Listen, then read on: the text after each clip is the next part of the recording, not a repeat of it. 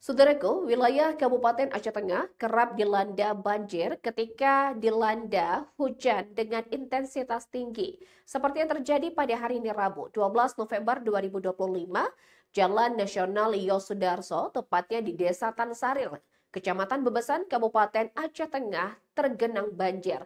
Dan berdasarkan pantauan di lapangan bahwa hujan dengan intensitas tinggi sudah mulai terjadi di wilayah Takengon dan sekitarnya sejak pukul 14.23 waktu Indonesia bagian Barat dan menyebabkan beberapa wilayah menjadi tergenang air atau banjir termasuk di wilayah Yosudarso. Berikan informasi selengkapnya untuk Anda. Saudaraku, Jalan Nasional Yosudarso tepatnya di Desa Tansaril, Kecamatan Bebesan, Aceh Tengah dikepung banjir pada Rabu 12 November 2025.